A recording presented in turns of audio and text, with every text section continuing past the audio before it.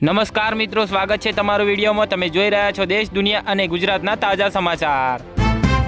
જામનગર શહેર જિલ્લામાં ગઈ રાત્રે પોલીસની મેગા ટ્રાફિક ડ્રાઈવ, 32 જેટલા વાહન ચાલકો અને રેકડી ધારકો સામે કાર્યવાહી હાથ ધરાઈ।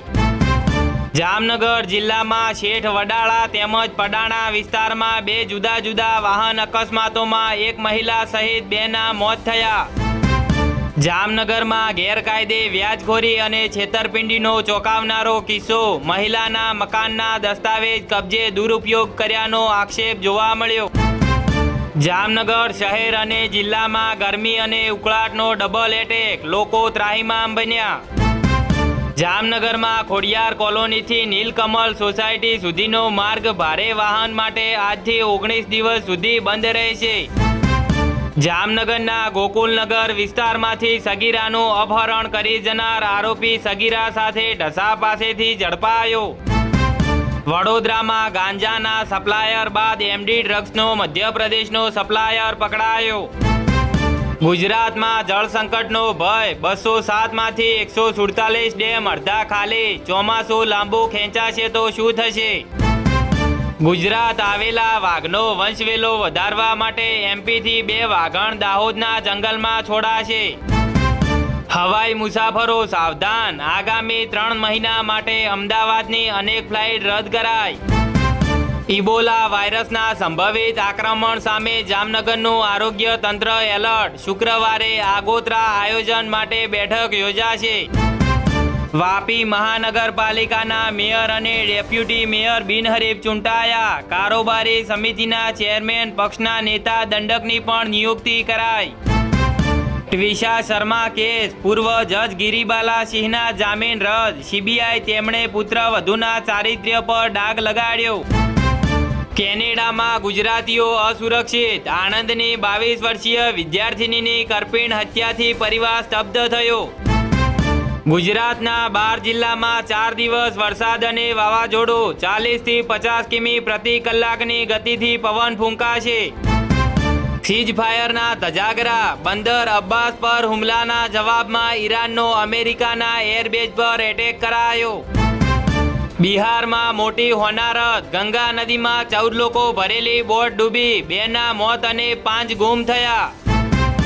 રાજકોટમાં નેહલ શુક્લ અને વડોદરામાં ગીતા મકવાણા મેયર, સુરતમાં છેલ્લી ઘડીએ કોકડો ગુંચવાયો। અમદાવાદના મોટેરામાં ધોળા દિવસે યુવતીનું અપહરણ, સાસુની નજર સામે જ વહુને કારમાં ઢસડી ગયા, પૂર્વ પ્રેમી પર આશંકા જોવા મળી।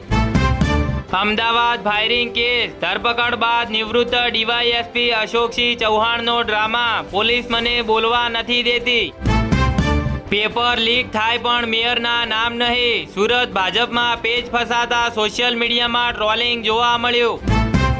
ભાજપનો મોટો ફેરફાર, દિલ્હી, પંજાબ સહિત 4 રાજ્યોમાં નવા પ્રદેશ પ્રમુખોની નિમણૂક કરાઈ।